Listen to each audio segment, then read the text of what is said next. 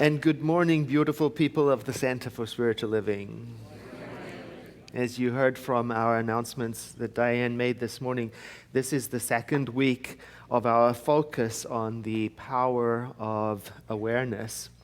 And last week we began by setting the tone through reading all of the affirmations that we've had this year. And they're the ones that are typically printed at the top of the announcement pages and the ones that we have up on the screen. And somebody mentioned to me last week how wonderful it was to read through the whole first 5 months of affirmations one by one in sequence in a mindful way, and what a deepening experience that was for him. And he asked me if there was some place where he could get them, and I said yes, indeed. If you navigate to our website, which is www.cslsr.org, you'll see one of the menu items is services, and underneath that is a listing of all of the affirmations, not only those that have passed, but the ones to come, including all of the reading assignments and the topics. So there is a comprehensive page for our whole year design that you can visit at any time at your convenience. So let us do it again this week and create a sense of awareness by mindfully reading the affirmations we've traveled through together. And I invite you to breathe in with me and exhale, and together.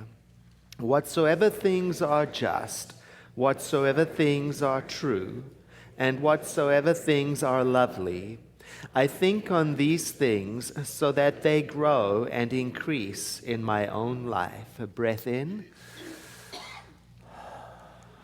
Together.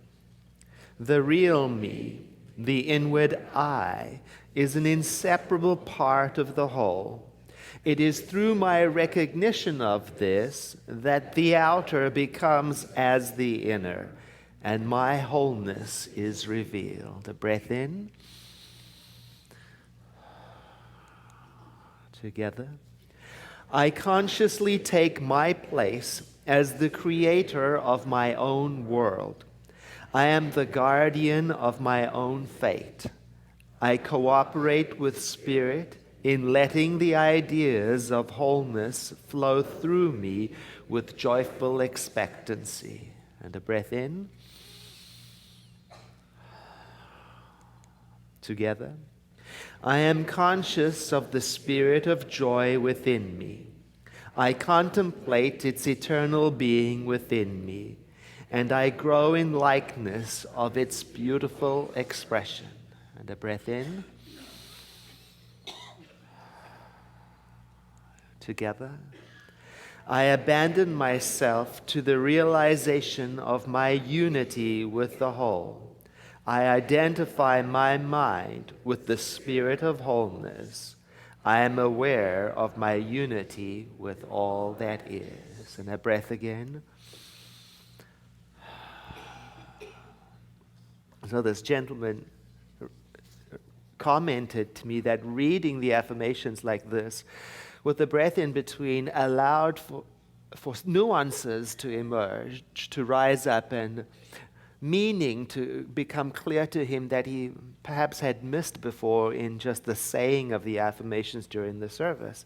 And I said to him, yeah, well, that is the power of awareness. That would be the power of awareness, because, well, look, awareness is a powerful thing when we have it, right?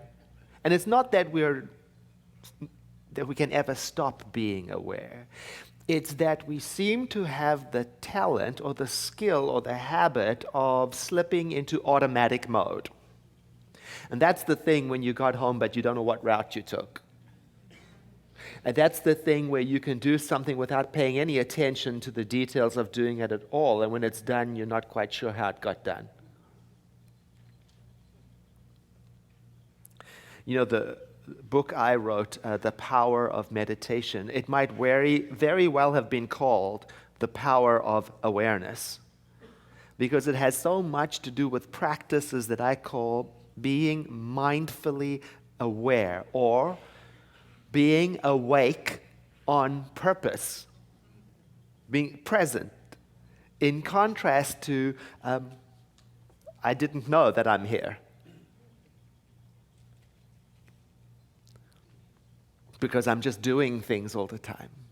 I'm always busy, achieving, attaining, reaching, wanting, conquering, earning, desiring. Whereas being awake on purpose or being mindfully aware, well, then I know that I'm aware because now I'm paying attention. So when I'm doing something, I'm observing the doing of it. I'm being present. And when I'm present, then I can notice what arises on the outside and on the inside. And so I miss fewer of the subtleties that are in every single moment, the details, the features that are present there, because I'm not rushing through to the end goal. I'm not fast forwarding all of the way to the end of the movie. I used to be like that. In fact, I used to be in a terrific rush for a good deal of my life.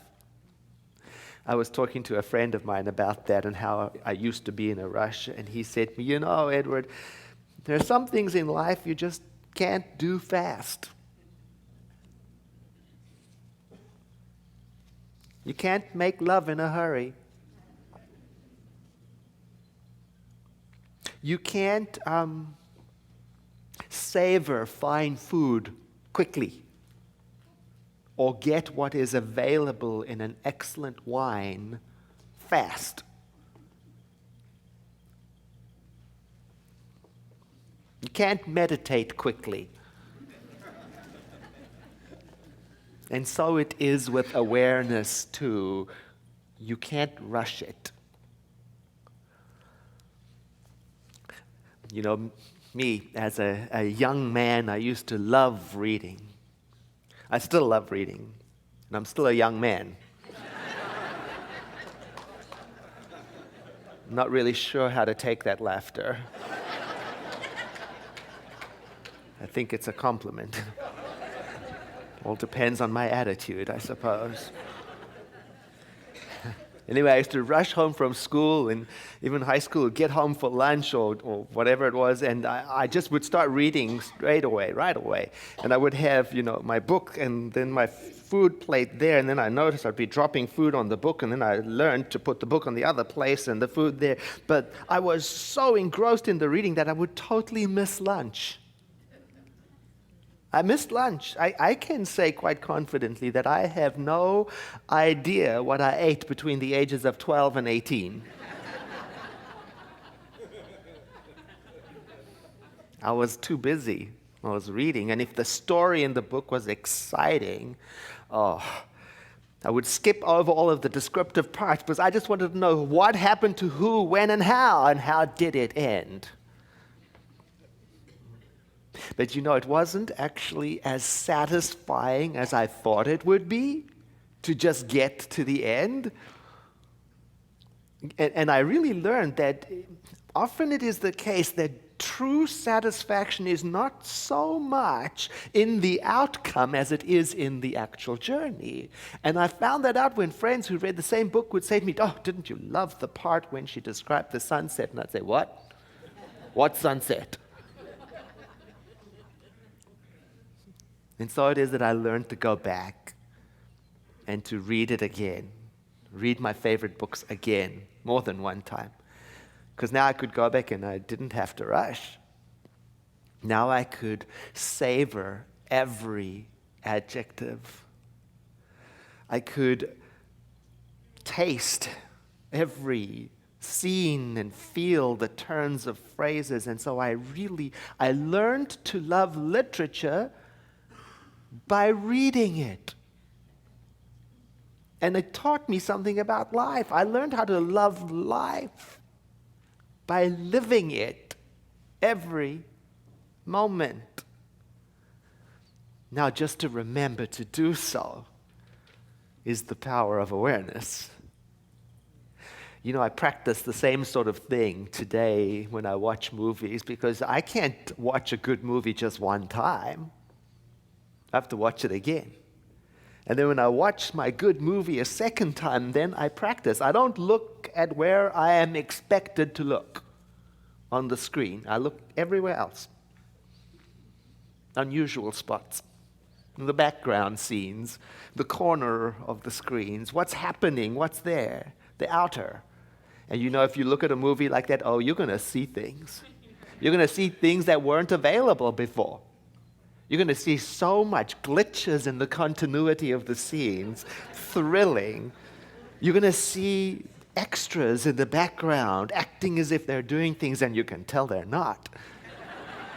And then you're going to see the details, the beautiful care, the lovely details that the movie makers have given to creating the ambiance, to create a scene for us. Oh, it all comes to life. And that's the way of awareness. Awareness comes into full power when you and I learn these things. Don't always look where you're expected to look. Widen your gaze. Don't be how you're expected to be always. Surprise yourself.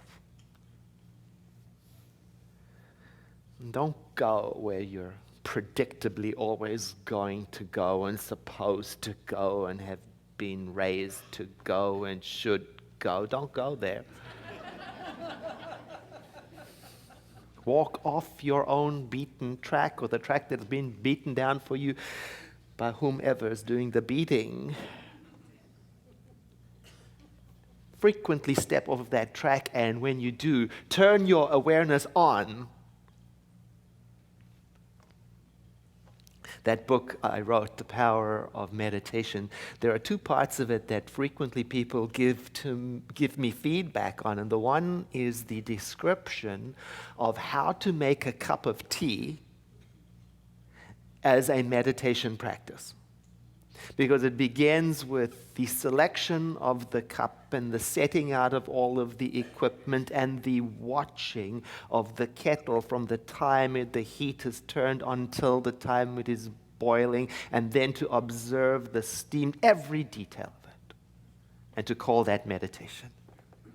And the other one is the practice of listening to music for music's sake. In other words, you choose a piece of music and then you bring it into the spotlight of your awareness and listen to it entirely. And so many people have said to me, I'm amazed at how such a simple exercise would open such a world of sumptuousness. I said, yes, that's the power of awareness, the power of mindful awareness, the power of being awake on purpose is that it can draw so much more out of life than when it's not turned on. And when turned on, mindful awareness has the power to take the truly ordinary things in life and turn them into symphonies. And it's not only that, there's more. The author of this little book we're reading together, The Power of Awareness, he says that it's not only that, it's also that the attitude with which you and I approach something in our awareness, that attitude has the power to turn the thing we are aware of into exactly what it is to us. Now we're talking about that thing. Wherever you go, there you are. And what arrives with you is the filter through which you observe the world, your attitude. And that attitude is what is creating the ambiance for your experience. So you brought your attitude into the room. And it just so happens that it is valid and true as attitudes go for you. And it just so happens that it's not the only available attitude. Just so happens. And it just so happens that whatever the attitude is that you have in your awareness, it is what is establishing how everything appears to you. Now that That's what he says. It's a big idea.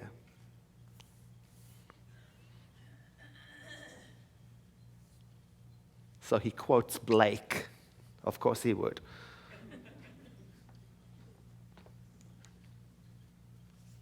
This is one of those quotes that just makes you go, whoa. What seems to be is to those to whom it seems to be. Right? There's the whole message right in that. We can go home, except that I've got more. And then he goes on to talk about Paul of Tarsus when he's interacting with the new church, the Romans. He's writing a letter to them because they're all getting all judgmental on each other. They're arguing about which food is permitted, what acts are permitted, what behavior is right and wrong, which food is clean and unclean, and they're getting all judgmental on each other. You know how spiritual communities can be. Not us. And he writes to them and says to them, you know, if anyone regards something as unclean, then for that person, it is unclean. And he goes on to say, so get your head out of the details and stop judging each other. That's my paraphrase. Because how you approach something, he instructs them, is exactly how it's going to appear for you. And surely, right at this point, you must be thinking of William Shakespeare. Right? And Hamlet. Right? Act 2.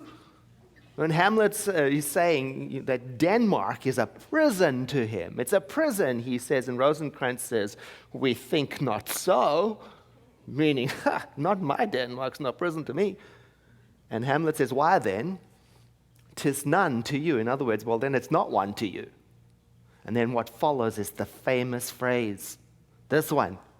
For, Hamlet says, there is nothing either good or bad, but thinking makes it so.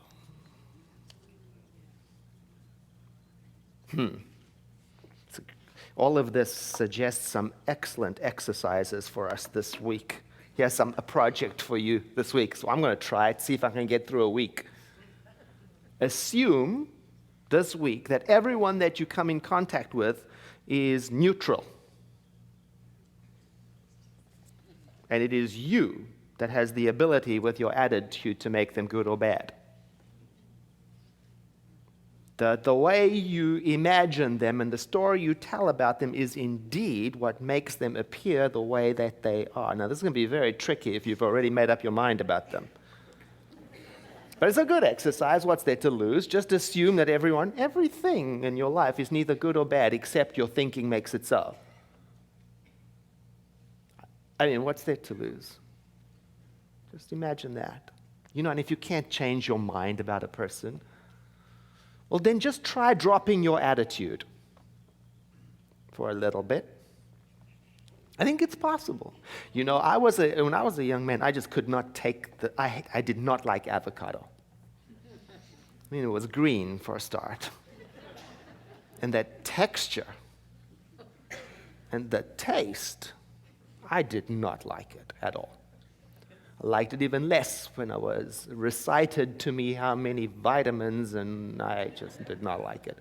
But in all that reading that I did, I read that taste is learned. That took me aback. How could it be so? I am naturally averse to avocado. But I read it in my beloved books. It's learned. You learn taste. I thought, well, if I learn taste, I can relearn it, I told myself. And I set for myself the task of liking avocado. And I sat with avocado, and I looked at it, and I said, my, look how green it is. Look at that lovely texture. And I would eat it. I would tell myself how delightful it was.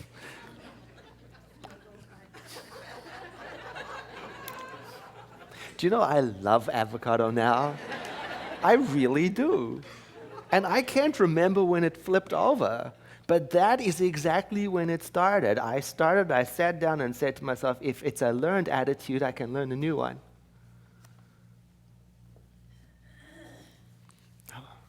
I forget that little journey, and sometimes I pretend that I'm not able to change my attitude because it's convenient for me to stay exactly where I am. You know what I'm talking about? It's easier with an avocado than it is with a person sometimes, right? Oh, God is calling. Would you say I'm busy? I'm not taking that call.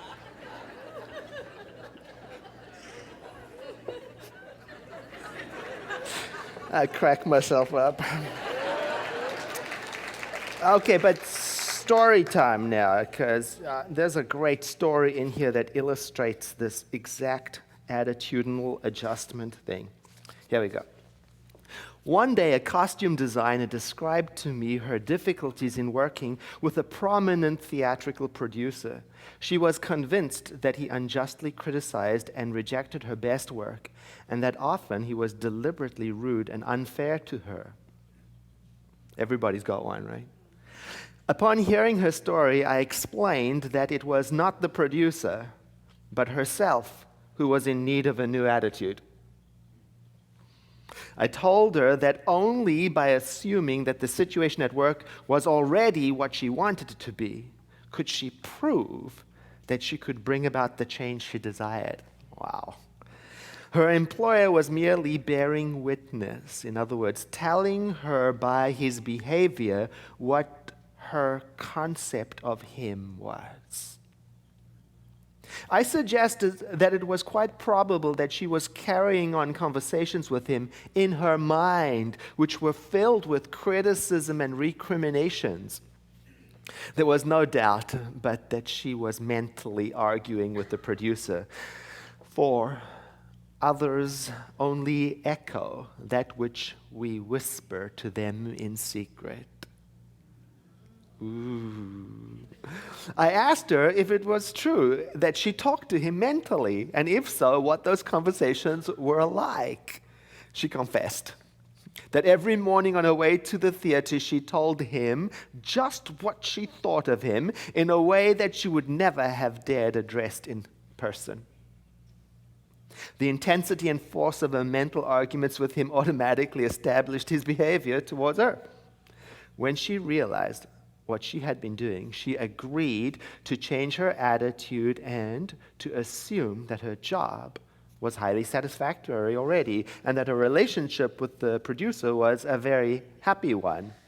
To this she agreed and said that before going to sleep at night she would, and also on the way to work, and at other intervals during the day, she would imagine that she had been congratulated by her boss on a fine design, and that she in turn had thanked him for the praise. To her great delight, she soon discovered for herself that her own attitude was indeed the cause of all that befell her. The behavior of her employer miraculously reversed itself, his attitude echoing, as it always had done, that which she had assumed, now reflected her changed concept of him.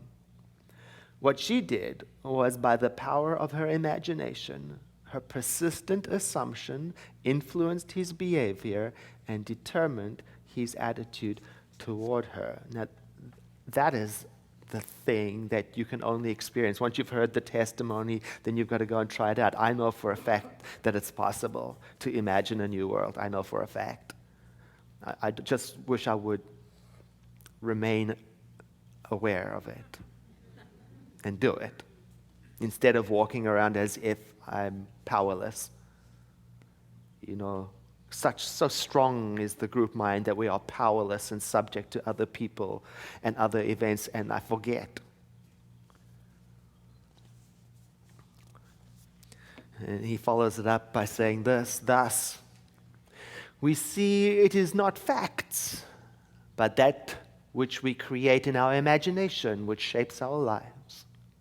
For most of the conflicts of the day are due to the want, to the need of a little imagination to cast the beam out of our own eye.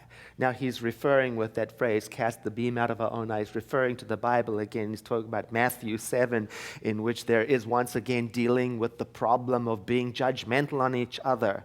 And then right there it says, by the same way that you judge other people, that's how you're going to be judged. With the exact same attitude that you judge other people, that's how you set it up to be judged. With the exact same measure that you mete out to the world, that's exactly how you're going to be measured up. And it says right there in the Bible, it says, why are you pointing to that little speck, that little splinter in your friend's eyes when you've got a 2x4 in yours? It says it right there in Matthew. It's 2x4. And it says, why don't you attend to that first? Why don't you get that plank out of your eye? And then you'll see it'll clean up your vision, and you'll be able to see that which you thought was a detrimental splinter is not what you thought it was.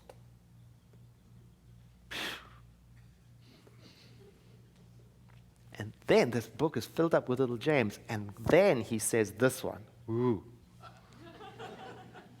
Yeah, listen to this one. It is the exact and literal-minded who live in a fictitious world. There's an invitation, huh?